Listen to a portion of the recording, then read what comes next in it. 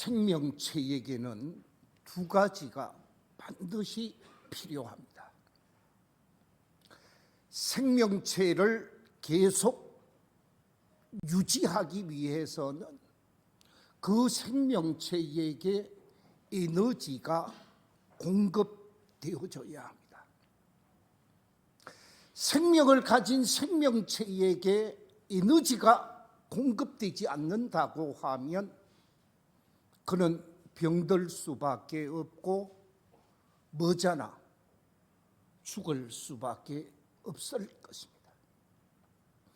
두 번째, 생명체는 반드시 쉼이 있어야 합니다. 휴식이 보장되어져야 한다라는 것입니다. 만약에 생명체에게 쉼의 시간이 없고 휴식하는 시간이 없으면 그 생명체 또한 오래 존재하지 못할 것입니다. 사람도 하나의 생명체로서 하루 3끼 끊임없이 에너지를 공급받습니다.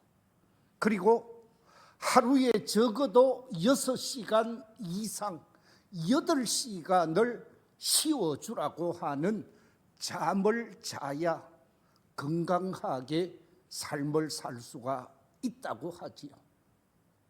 사람뿐만 아니라 생명을 가진 생명체는 반드시 이 두 가지 사실, 하나는 에너지를 공급하는 것, 하나는 쉬어주는 것, 이 두 가지가 반드시 주어져야 한다라는 거지요.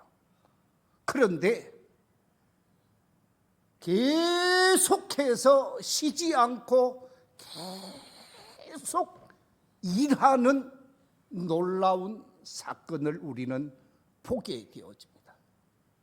생명체를 유지하기 위해서는 보이지 않는 가운데 계속해서 움직이고 일하는 기관이 있는데 우리의 몸속에 주먹보다 작지요. 아마 우리 주먹만 한 작은 기관이 하나 있습니다. 그게 뭡니까? 심장이라는 기관입니다. 온 몸은 쉬고 잠자지만 이 심장만은 이 땅에 태어나서 마지막 숨을 거두기 직전까지 심장은 계속해서 움직이면서 온 몸에 혈액을 공급해주고 산소를 공급해주고 영양분을 공급해 줌으로 인해서 우리 몸이 살게 되어지지요. 잠자는 시간도 이 심장은 끊임없이 펌프질을 하면서 일을 하고 있듯이 이 지구가 아름답게 돌아가기 위해서는 사고 없이 이 지구촌이 잘 운행하기 위해서는 끊임없이 일하고 있는 일꾼들이 있다라는 거지요. 여기서 사진을 하나 보여드리겠습니다. 이 사진은 어떤 사진인가? 바로 태양을 중심으로 해서 끊임없이 지구가 돌고 있습니다. 지구는 지구 자체적으로 끊임없이 돌게 되어지고 자체적으로 도는 것을 자전이라고 합니다.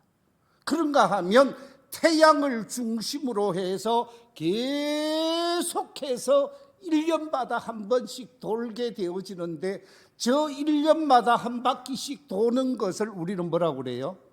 공전이라고 말을 합니다.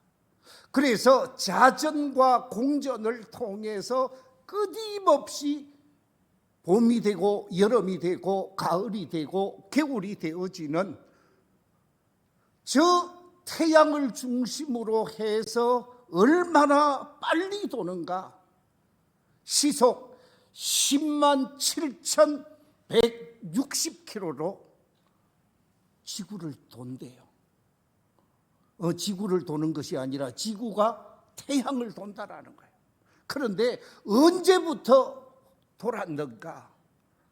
하나님께서 창조하신 이 우주 세계를 창조하시고 난 이후에 지금까지 단 하루도 쉬지 아니하고 계속해서 일하고 있다라는 거예요. 이처럼 계속해서 일하는 우리 심장과 같은, 그리고 지구와 태양을 중심으로 해서 지구가 끊임없이 도는 것처럼 믿음의 사람, 하나님의 사람, 선택받은 우리 그리스도인들이 쉬지 않고 계속해야 하는 일들이 있다라는 거죠. 그래서 오늘 말씀의 제목을 성도가 계속해야 할 일이라 하는 주제를 가지고 오늘부터 시작해서 몇 주 동안 우리 성도들이 계속해야 할 일이 무엇인가 하는 관점에서 말씀을 나누고자 합니다.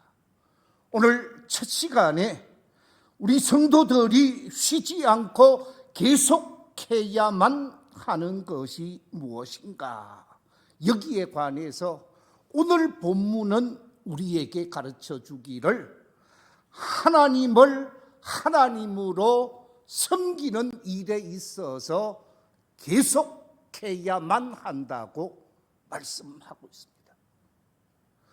구원받은 하나님의 백성, 택함 받은 하나님의 백성, 이 하나님의 백성들이 계속해야 하는 사역은 하나님을 하나님으로 섬기는 이 섬김의 사역은 쉬지 말고 계속해야만 한다는 말씀입니다. 오늘 본문 속에 기록이 되어져 있는 말씀은 하나님께로부터 부르심을 받아서 사명자로 이스라엘 민족을 애굽에서 출애굽시킨 모세의 대를 이어 가나안 땅으로 이끌어왔던 민족의 지도자 여호수아가 자신의 민족을 가나안 땅 세겜으로 모이게 합니다. 제가 그림을 하나 가지고 왔습니다만은 그림을 하나 보여주실래요? 이 그림 속에 보면 여호수아가 가운데 서서 모든 민족의 지도자들을 모셔놓고 마지막 세상을 떠나기 직전, 마지막 하나님의 부르심을 받기 직전에 고백하고 부탁하고 당부하는 말씀으로 오늘 본문의 말씀을 보여주는 것이 바로 저 그림입니다. 오늘 본문 속에 보면 여호수아는 백성의 지도자들을 모아서 뭐라고 말하고 있는가? 우리 함께 여호수아 24장 14절 15절 오늘 본문 말씀을 같이 한번 읽어보겠습니다. 시작. 그러므로 이제는 여호와를 경외하며 온전함과 진실함으로 그를 섬기라. 너희의 조상들이 강저쪽과 애굽에서 섬기던 신들을 치워버리고 여호와만 섬기라. 만일 여호와를 섬기는 것이 너희에게 좋지 않게 보이거든 너희 조상들이 강저쪽에서 섬기던 신들이든지 또는 너희가 거주하는 땅에 있는 아모리 족속의 신들이든지 너희가 섬길 자를 택하라. 오직 나와 내 집은 여호와를 섬기겠노라. 모든 백성의 지도자들과 다음 세대들을 향하여 말하기를 너희들 선택하라. 강저쪽 이집트에서 섬기던 신을 선택하든지 가나안 땅에 있었던 아무리 족속과 그 외에 다른 족속이 섬기던 신들이든지 신들을 선택하라. 그러면서 나와 내 집은 여호와를 섬기겠노라. 그러면서 오늘 이 본문 속에서 지도자 여호수아가 강조하는 것이 있는데, 우리가 계속해야 할 것은 하나님을 섬기는 일이다 라고 말하고 있습니다. 그래서 나의 집에서는 내 부모가 섬겨왔고 내가 섬겨왔고 내 자녀들은 계속해서 여호와를 섬기겠다라고 말하면서 하나님을 하나님으로 섬기는 것을 우리가 계속해야만 하는 일이다라고 말하고 있습니다. 그렇습니다. 여호수아는 왜 여호와 하나님을 섬겨야 하는가?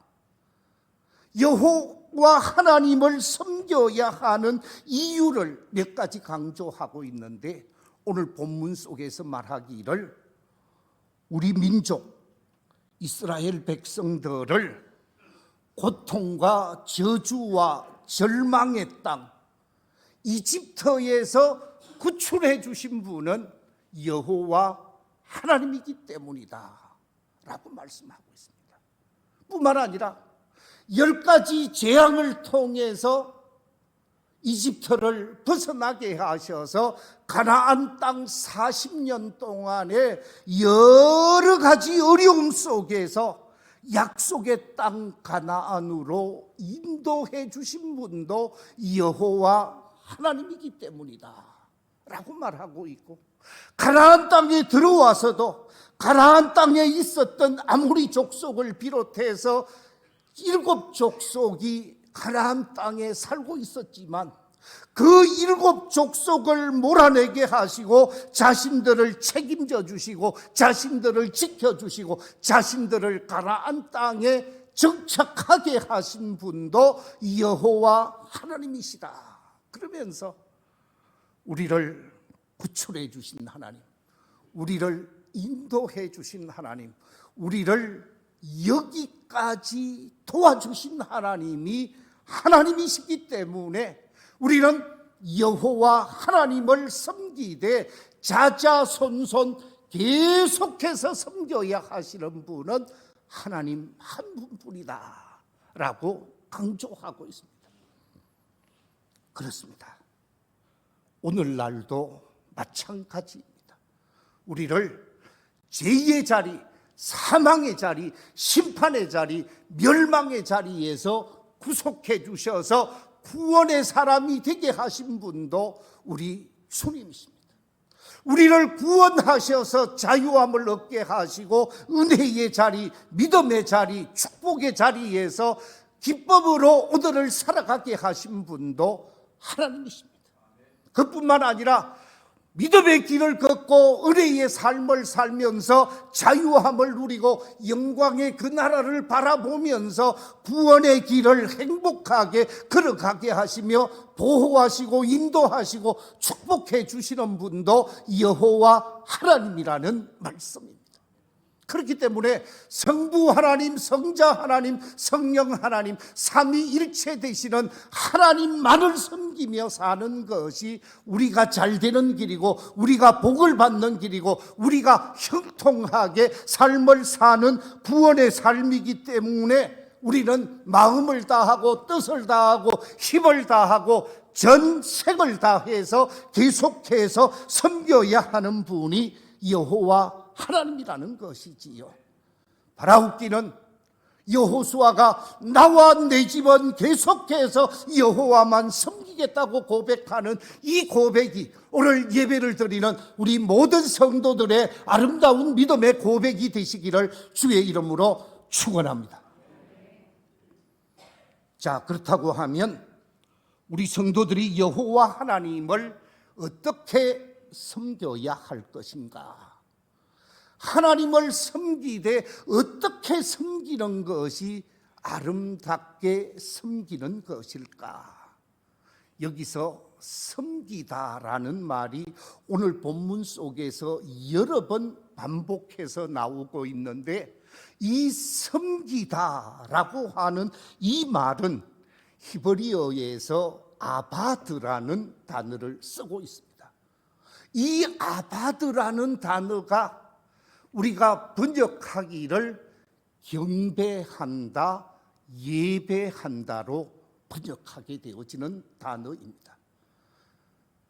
경배한다, 예배한다라고 하는 이 아바드라는 의미, 이 말은 하나님을 향한 섬김은 곧 경배와 예배라는 것입니다. 우리가 하나님을 경배하고 하나님을 예배하기 위해 하나님의 말씀인 성경이 정해준 날이 있습니다. 그 날을 우리는 뭐라고 합니까?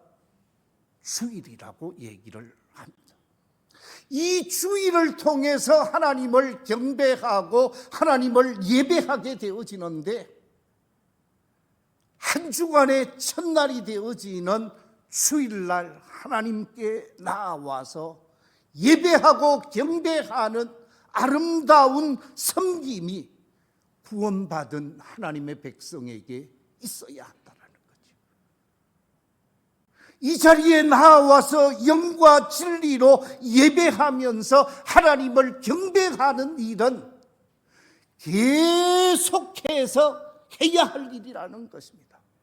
해도 되고 안 해도 되어지는 것이 아니라 반드시 계속 이어져야 한다는 말씀입니다. 모든 종교 속에는 경배하는 행위를 가지고 있습니다. 그 경배 행위를 크게 두 가지로 나누어서 이야기를 하게 되어지면, 첫째는 인격적인 대상을 향하여 경배하는 경배의 대상이 있고, 두 번째는 비인격적인 대상을 향하여 경배하는 경배가 있습니다. 이 비인격적인 대상에게 경배하는 것, 돌을 세워놓고 경배를 한다든지, 쇳덩거리를 만들어 놓고 경배한다든지, 어떤 모형을 만들어서 경배하는 것, 비인격체를 향한 경배를 성경은 뭐라고 얘기를 합니까? 우상숭배라, 그렇게 말하고 있습니다. 그런데 하나님의 말씀인 성경은 철저하게 우상숭배는 금하고 있습니다. 인격체 가운데 경배하는 대상을 두 부류로 나누게 되어지는데, 절대적인 인격체가 있습니다. 그런가 하면 상대적인 인격체가 있습니다. 우리 사람은 인격체잖아요. 그런데 사람은 인격체이지만 상대적인 인격체입니다. 사람에 따라서 그 능력에 있어서나 그 수준에 있어서나 그 모습에 있어서 조금 차이가 날 수가 있지요. 그런데 어떤 인격체가 힘이 좀 있다고 해서, 권력이 좀 있다고 해서 나를 숭배하라고 말한다고 하면, 나를 경배하라고 말한다고 하면, 그것은 성경적인 측면에서 용납하지 않는 우상숭배라고 말하고 있습니다. 상대적인 인격체는 경배의 대상이 될 수가 없다라는 말씀입니다. 예컨대 우리나라에서 사람을 하나님으로 믿고 섬기는 이단들이 있지요. 대표적인 이단, 통일교의 문선명이, 그의 부인 한학자, 문선명이를 아버지 하나님이라고 그러고 한학자를 어머니 하나님이라고 말하고 있습니다. 성모라고 말하고 있습니다. 세인트 마드라는 영어를 표현하고 있습니다. 그런가 하면 하나님의 교회, 우리 밀양 IC에서 들어오다가 보면 새롭게 돌로 지은 멋진 하나님의 교회라는 교회를 지어놨는데, 그게 안상홍 씨, 이미 죽었습니다마는 안상홍이를 하나님으로 섬기는, 그리고 그의 부인 장길자를 하나님 어머니라고 부르는, 이런 것들이 상대적인 인격체를 향한 경배는 우상숭배라는 거예요. 그래서 기독교에서는 철저하게 상대적인 인격체를 향하여 경배하는 것 금하고 있습니다. 청도가 낳은 요즘 한국 교회를 많이 어지럽혔던 신천지의 괴수, 그 사람 역시 다른 사람이 볼 때에는 상대적인 인격체에 불과한 것이고, 그가 자기를 하나님이라고 말하지만 있을 수 없는 일이라는 거예요. 하나님께서는 철저하게 우상숭배를 금하고 있습니다. 그것이 무형의 것이든 유형의 것이든 인격체의 모습을 가지고 있던 간에 철저하게 금하고 있습니다. 우리 함께 출애굽기 20장 3절 이하의 말씀 같이 한번 읽어보겠습니다. 시작. 너는 나 외에는 다른 신들을 내게 두지 말라. 너를 위하여 새긴 우상을 만들지 말고, 또 위로 하늘에 있는 것이나 아래로 땅에 있는 것이나 땅 아래 물속에 있는 것에 어떤 형상도 만들지 말며 그것들에게 절하지 말며 그것들을 섬기지 말라. 나 네 하나님 여호와는 질투하는 하나님인즉 나를 미워하는 자의 죄를 갚되 아버지로부터 아들에게로 3, 4대까지 이르게 하거니와 나를 사랑하고 내 계명을 지키는 자에게는 1000대까지 은혜를 베푸느니라. 그렇습니다. 하나님의 말씀은 철저하게 우상숭배를 금하고 있습니다. 신명기 4장 15절 이하에서도 이렇게 강조하고 있습니다. 여호와께서 호렙산 불길 중에서 너희에게 말씀하시던 날에 너희가 어떤 형상도 보지 못하였은즉 너희는 깊이 삼가라. 그리하여 스스로 부패하여 자기를 위해 어떤 형상으로든지 우상을 새겨 만들지 말라. 남자의 형상이든지 여자의 형상이든지 땅 위에 있는 어떤 짐승의 형상이든지 하늘을 나는 날개 가진 어떤 새의 형상이든지 땅 위에 기는 어떤 곤충의 형상이든지 땅 아래 물속에 있는 어떤 어족의 형상이든지 만들지 말라. 또 그리하여 네가 하늘을 향하여 눈을 들어 해와 달과 별들 하늘 위의 모든 천체 곧 너희의 하나님 여호와께서 천하 만민을 위하여 배정하신 것을 보고 미혹하여 그것을 경배하며 섬기지 말라. 그 어떤 것도 섬기지 말라고 말씀하고 있습니다. 오직 우리가 온전히 마음 다하고 정성 다하여 섬겨야 하는 분은 삼위일체 되시는 하나님 한 분밖에 없다라는 사실입니다. 그 하나님을 섬기되 계속해서 경배하며 예배하며 섬기는 것이 구원받은 하나님의 백성, 택함받은 하나님의 백성, 하나님의 은혜를 받고자 하는 하나님의 백성이 해야 할 일이라는 사실입니다. 바라옵기는 2026년 한 해 동안 52주 날마다 하나님을 바르게 경배하고 예배하며 계속해서 섬기며 하나님의 은혜를 받고 하나님의 은총을 입는 복된 성도들이 다 되시기를 주의 이름으로 축원합니다. 두 번째, 섬긴다 그랬지요. 이 섬긴다라고 하는 이 말은 다른 말로 표현하면 제가 당신에게 순종하겠습니다. 하나님을 섬긴다라고 하는 말은 받은 말씀에 순종하며 살겠습니다 라고 하는 뜻입니다. 그래서 성경은 믿음의 사람은 곧 무슨 사람이라고요? 순종의 사람이다.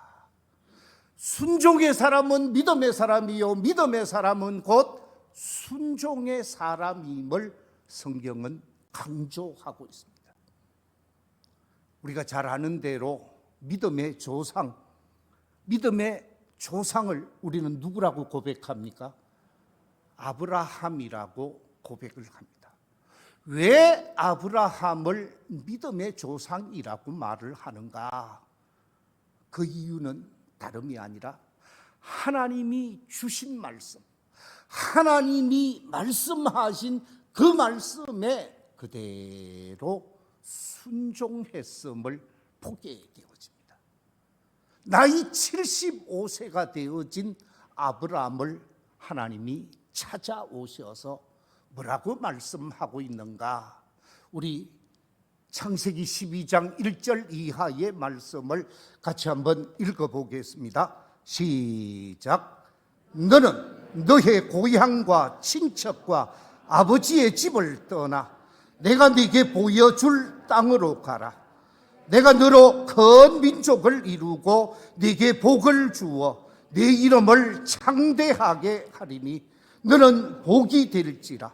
너를 축복하는 자에게는 내가 복을 내리고 너를 저주하는 자에게는 내가 저주하리니 땅의 모든 족속이 너로 말미암아 복을 얻을 것이라.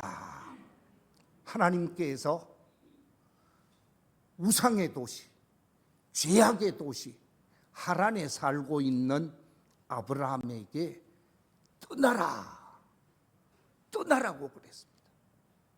그 우상의 도시, 달신을 섬기고 있었던 우상의 도시를 떠나라고 말씀하신 그 때가 나이 75세 되던 해였습니다. 삶의 자리가 다 구비되어져 있습니다. 여기서 살면 좋고 여기서 살면 편안하고 여기서 살면 어려움이 없습니다. 그런데 떠나라고 말씀하셨습니다. 하나님께서 떠나라고 했을 때 아브라함이 어떻게 반응했는가?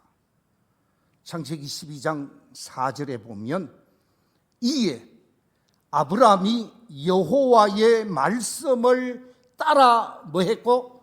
갔고 롯도 그와 함께 갔으며 아브라함이 하나를 떠날 때에 나이 75세였더라. 하나님이 말씀하셨을 때 그 말씀에 순종하며 아멘으로 받아들이고 그 말씀을 실행하게 되어집니다. 이처럼 믿음의 사람은 말씀에 순종하는 사람이라는 거죠. 하나님을 섬기는 사람은 하나님의 말씀에 순종하는 일을 계속하는 것이라는 거죠. 30년이 지났습니다. 아들을 얻어서 그 아들이 장성한 청년이 되었습니다. 적어도 20세는 넘었을 것으로 추정을 하게 되어지지요. 20세 전후에 건장한 아들 이삭이 아버지에게 참 희망이 되어졌던 어느 날 하나님의 사자가 찾아와서 하나님의 사자가 아브라함에게 이야기를 합니다. 뭐라고 얘기를 하는가? 창세기 22장 2절에 보면 여호와께서 이르시되 네 아들 네 사랑하는 독자 이삭을 데리고 모리아 땅으로 가서 내가 네게 일러준 한 산 거기서 그를 무엇으로 드리라? 번제로 드리라. 번제는 각을 떠서 배 안에 있는 더러운 창자는 다 끄집어내고 그것을 불살라서 제로 드리는 제사입니다. 완전히 태워서 잿더미가 되도록 하는 것입니다. 이 말씀을 받게 되어진 아브라함이 하나님의 말씀을 받고 밤을 새웠을 것으로 생각되어집니다. 성경에 보니까 말씀을 받게 되어진 이 아브라함이 창세기 22장 3절 속에 말씀을 받은 행동을 이렇게 기록하고 있습니다. 우리 같이 한번 읽어보겠습니다. 시작. 아브라함이 아침에 일찍이 일어나 나귀의 안장을 지우고 두 종과 그의 아들 이삭을 데리고 번제의 썰 나무를 쪼개어 가지고 떠나 하나님이 자기에게 일러주신 곳으로 가더니, 아침에 일찍이 일어나서 짐을 챙겨서 아들과 종과 함께 가게 되어지는데, 그 사이에 아브라함이 어떤 일을 했는가? 성경에는 구체적으로 기록하고 있지 않습니다만은 번제의 썰 나무를 쪼개어 가지고 그랬습니다. 번제의 썰 나무를 쪼개기 위한 시간, 많은 시간이 걸렸을 거예요. 종들을 일으키고 아들을 깨우기 전에 준비를 다 해서 출발하고자 했는데 아내에게는 말을 하지 않았습니다. 말씀에 100% 순종했습니다. 하나님의 말씀에 순종하는 것이 하나님을 섬기는 행동이라는 거죠. 그래서 모리아 산에 가게 되어집니다. 제단을 만들어 놓고 그 아들을 결박해서 그 위에 올려놓고 각을 떨려고 합니다. 배를 가르고 창자를 다 끄집어내기 위해 칼로 배를 찌르고자 하는 그 순간 멋진 그림이 그려져 있는데, 러시아에 가면 그려놓은 렘브란트의 멋진 그림이 있습니다. 그림을 하나 보여주십시오. 좀 크게 보여주시면 훨씬 더 좋을 것 같은데, 저 그림은 세계적으로 유명한 화가 렘브란트가 그린 그림인데요, 얼마나 디테일하게 그려놓았는지 모릅니다. 제가 그 그림 앞에서 탐복을 했습니다. 여러분, 하나님께서 아들을 드리라고 했을 때 아들을 드렸던 아브라함에게 하나님이 뭐라고 이야기를 합니까? 아브라함아, 아브라함아, 멈추어라, 멈추어라. 그러면서 하시는 말씀이 있습니다. 그 아이에게 네 손을 대지 말라. 그에게 아무 일도 하지 말라. 네가 네 아들 네 독자까지도 아끼지 아니하였으니 내가 이제야 네가 하나님을 경외하는 줄을 아노라. 그러면서 하나님이 말씀에 순종한 아브라함에게 축복하시는 축복의 말씀이 있습니다.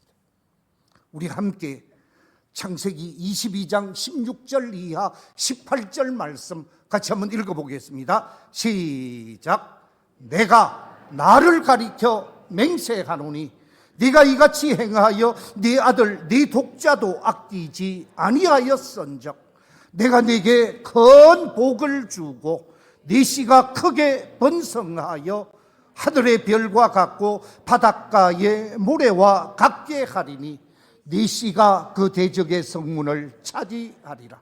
또 네 씨로 말미암아 천하 만민이 복을 받으리니 이는 네가 나의 말을 준행하였음이니라.